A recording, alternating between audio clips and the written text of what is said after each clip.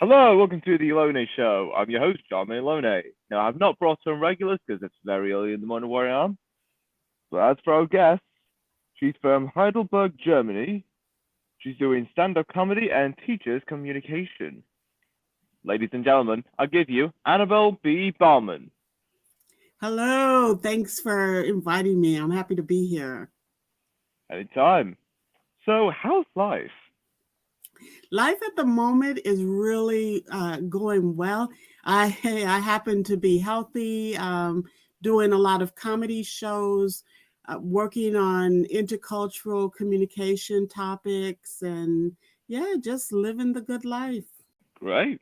Mhm. And have you been up to much recently?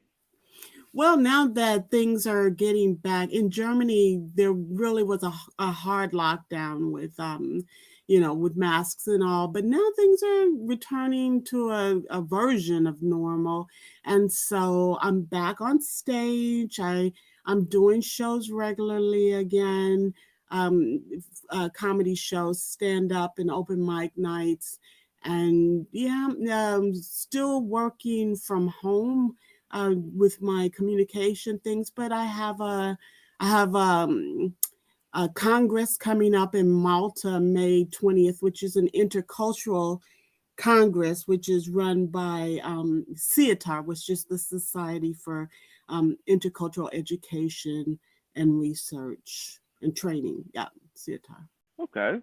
Mhm. So, how long have you been doing this for? The comedy, 3 years, and the intercultural work since 2005. Well, the communication work since 2005. And then I decided that I needed to have more of a focus. And somewhere around 2015, I realized that I was sort of hiding in plain sight in Germany as an African American woman, and I saw, I read a little meme that said, "Why are you trying to fit in when you were born to stand out?" And so that really propelled me to finding my vocation, which is comedy and and communication. So I put the two together. That's great. Mhm. So, how often, how many shows do you do a week? Well, it varies. Right now, just getting up and running, I'm doing probably two shows a week, Wednesday or Thursday, and then another show on Saturday on the weekend. Sometimes there's also Zoom shows because that has picked up since the past 2 years, and that's fun too. It's almost like podcasting, doing a Zoom show because you're talking into the mic and you're just trying to imagine the response a lot of times. Okay, nice. Is there any shows that you want to do?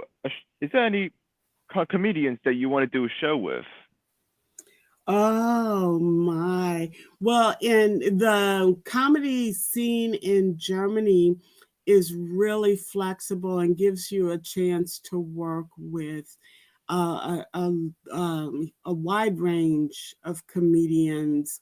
And of course, I mean, I have my dreams to work with.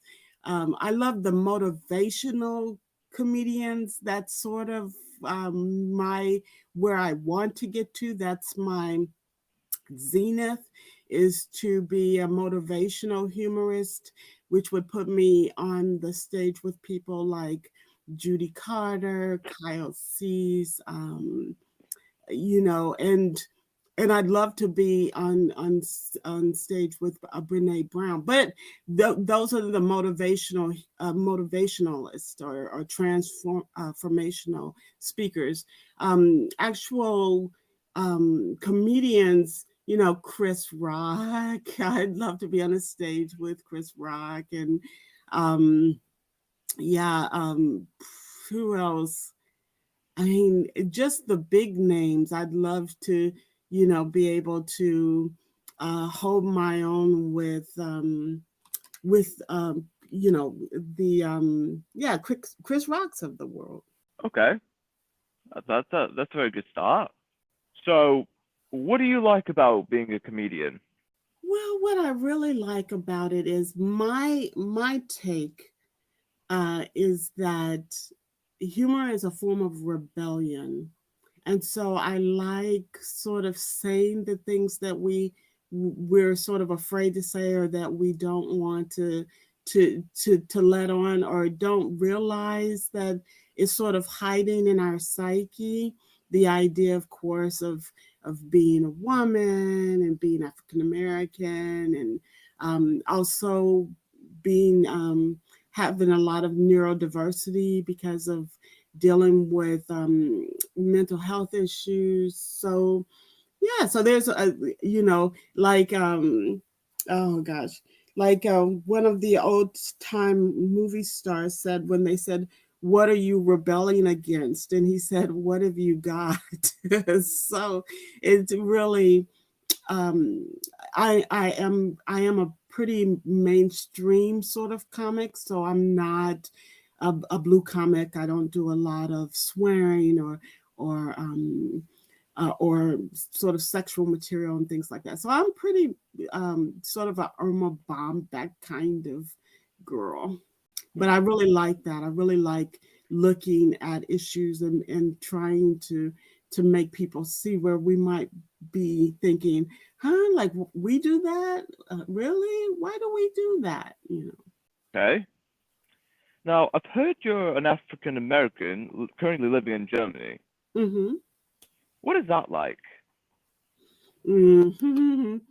It is. It's like being in a fairy tale written by Stephen King for smart kindergartners. So, you know, things come up that can throw me for a loop, and I don't know why. So, for example, I remember one year that the German villagers, because I live in a small village, came to my house, you know, after they had built a huge fire in the woods. And so there I was, going into the deep, deep into the woods, surrounded by all these white people carrying torches, and myself. And of course, it's not nearly as scary as it sounds, or it felt for me, coming from the inner city of Indianapolis. You know, so you have those um, those scenes that are sort of hilarious, and at the same time give you pause, because you don't know, like, what is this? Is this some sort of action, or what's happening here, because you're out of your comfort zone. And I'm out of my comfort zone a lot in Germany, and but it feels good. I really like it because it gives me a different perspective. Okay, great. Hmm. And have you lived anywhere else besides Germany, or have you always stayed in one place? I've always stayed in one place. I came to Germany in 2005 with my husband. And before that, we were in Boston for 10 years together. And then I had been in Boston before that. And I moved around in the US, um, from Indiana to Colorado to New Mexico for school. And yeah, I had wanted to go to Mexico and become a writer after my divorce. And I chickened out and decided instead to get my bachelor's degree in New Mexico in Las Cruces, which I later learned is called the City of Lost Causes. um, but it did give me, give me the ability to move around. And I've always felt that I belong everywhere and nowhere. And meeting my husband in Boston it was eye opening for me. I had been in Germany, in Heidelberg, actually, like around the corner from his apartment.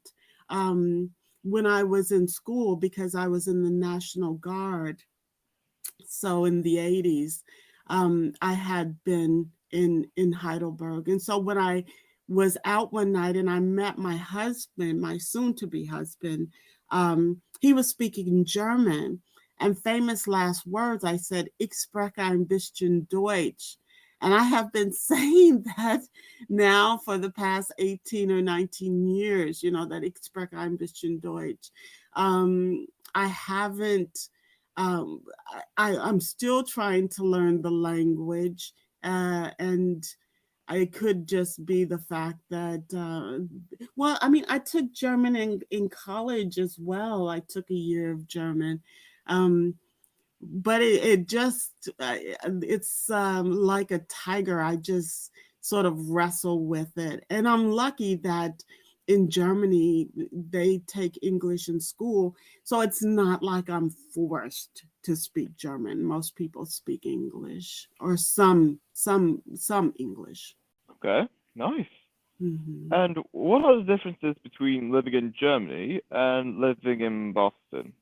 Well, and a lot of Germans will say that a lot of Germans travel to the US and to the East Coast, and consider the East Coast to be, or Boston, to be similar to a European town. And so, um, it has that small, close knit feel in Boston that you get in Germany. And just the fact that you sort of can cross over into different time zones. Well, here it's not crossing over into time zones, it's crossing over to different towns very easily. And it's the same in Massachusetts, because it's such a small state that you can cross into other neighborhoods and other cities quite easily. And in Germany, it's crossover into other countries quite easily. Hmm. Okay, cool. Yeah. So, what's your favorite season? Season? Yeah. Oh, okay. I think my favorite season would be fall, and I think fall or autumn. So, the British, I think, call it autumn, but I love the fall because it's I guess it's that darkness inside of me that likes the depth of color that you get when you get close to darkness, when you get close to I'm like, spring is sort of the rejuvenation, but fall is like, it's time to lay down and go to sleep. It's time to regroup and to re rejuvenate yourself, and let your colors turn. And so it's later in life. It's the downside of the hill of life, but I find that romantic. So I love the fall. Oh, that's great. Yeah. What? Yeah. No, I What's was the? just Oh, sorry. Go on. no, I was just being whimsical, saying, yeah, just thinking about it as I sit in my village here, looking at this gray sky. It looks like we're gonna have a storm today, but I like storms as well. Okay, cool. What's the best way to travel? In Germany, the best way to travel is by train, or by, let's say, public transportation. It has an excellent transportation system. So the buses run really well, the trains, and usually they have the system all online. So you can see exactly when the next train is going to come in, or when the next bus is expected to pull up. And so in Germany, of course, the German culture loves their cars, just like in Indiana, we love our cars as well.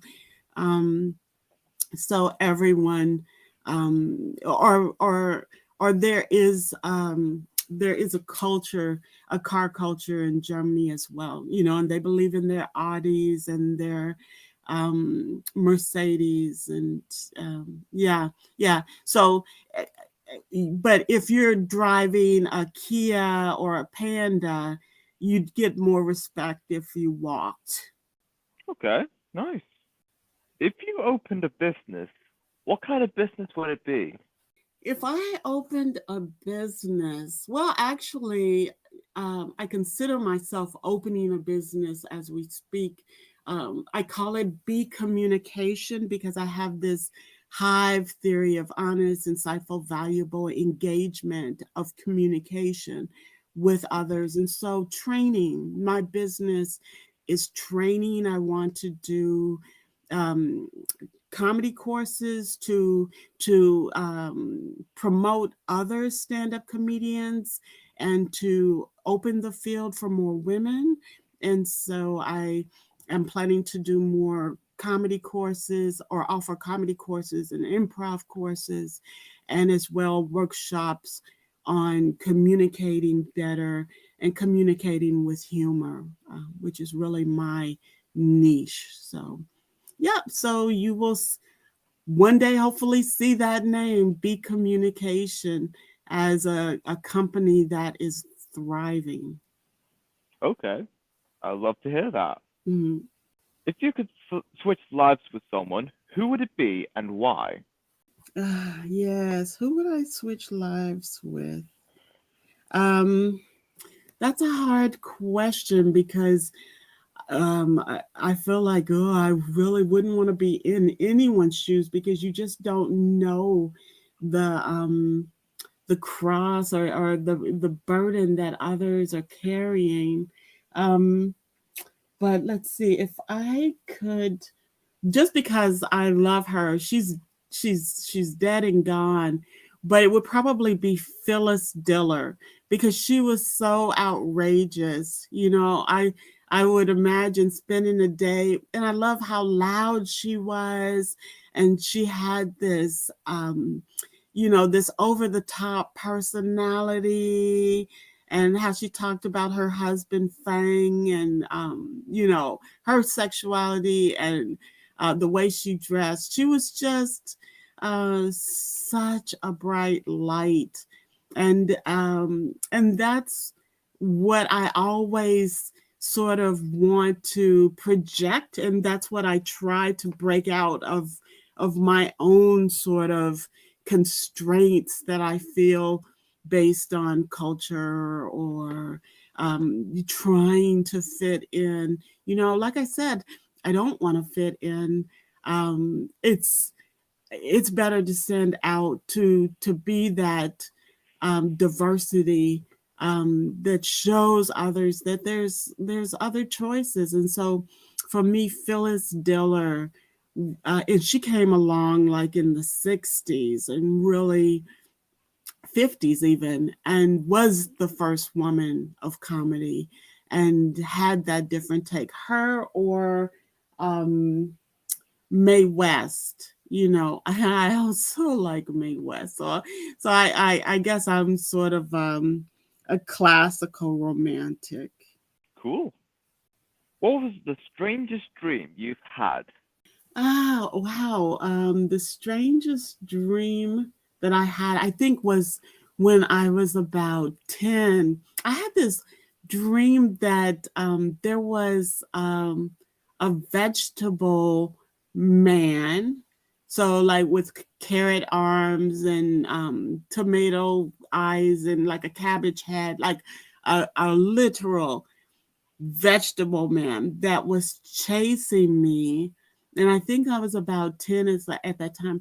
But that dream has stuck with me. It's funny because now I don't eat meat. And I do eat a lot of vegetables, but I'm still very funny about vegetables, and which vegetables can touch.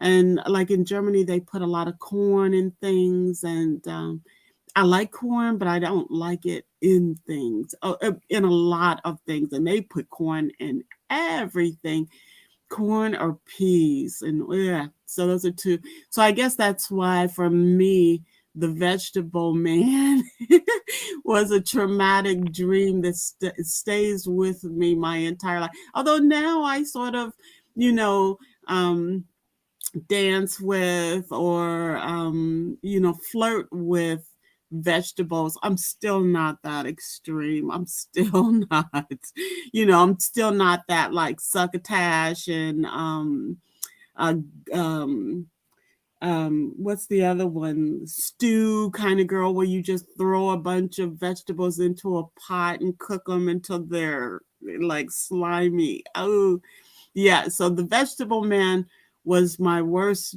nightmare, and I think it still is. Okay. How much time do you spend on the internet? That's a good question. And I do spend a lot of time on the internet. Possibly a good six hours, just because I'm a writer, and so I I did get one book published, which was called Girl You Ain't Crazy. And so I do spend a lot of time on my computer writing and researching, um and I like TikTok, so sometimes go down the rabbit hole of TikTok for a good hour or two, or God forbid two. Um, but I enjoy being online. I love books still, so I have a huge book collection. But I do have books on my phone as well. So I have audio books and I have ebooks. So that can keep me online reading and looking for books. So yeah, I would say a good 6 hours. And then when I train, those are anywhere from hour to 90-minute sessions. So yeah, definitely a good 6 hours online, almost every day except for Sunday. Yeah, a little less on Sunday, or and Saturday, because I tend to go out or travel with my husband, or like I said, to a show, to an open mic show somewhere. All right, that's cool. That's cool. Hmm. Do you have any pets?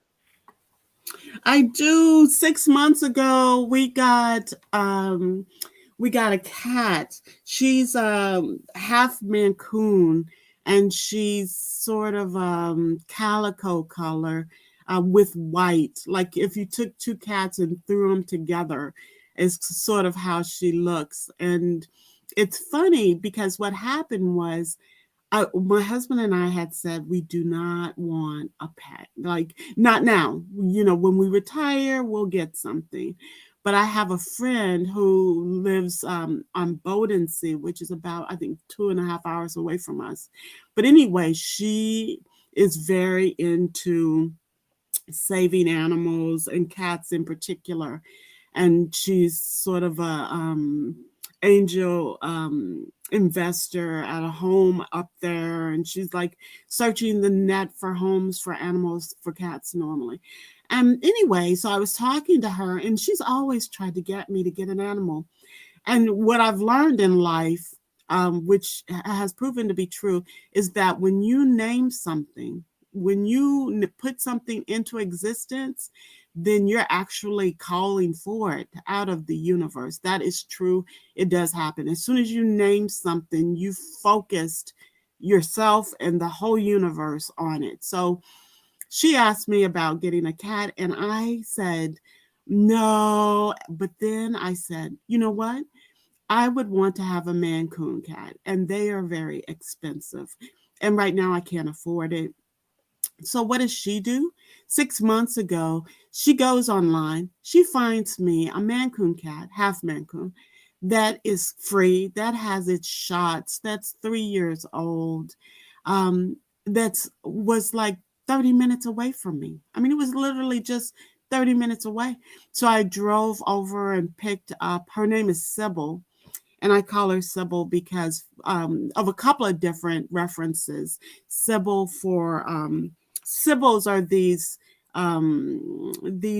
mythical creatures that can tell the future, and also one of my favorite movies was about this girl Sybil who had, I think it was 16 personalities, and Sybil lives up to her name. She's a handful, but we love her. Yeah, so we're very happy to have be a cat mom now. Yeah, that's nice. Mhm. Where was the most relaxing place you've been to? That is hands down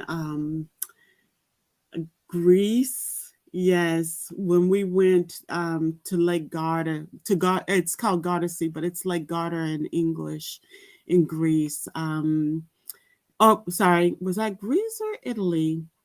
Lake Garda. Ha ha ha. It's amazing because it was so relaxing, um, being on Lake Garda, and being able to, oh, it's Italy, my mistake, being able to just lie by the lake there, and it's so pristine, and the views are just spectacular. The hotel where we stayed was amazing, and very sort of family oriented, um, in a town that sounded like Parmigiana, and so many towns in Italy sound like Italian cuisine. Okay, nice. Mhm. What was the last concert you've been to? Wow. The last concert I was at, I think it was now what Sade. It was Sade, and it had a profound effect on me. We don't go to concerts often, so this had to be, four or 5 years ago now.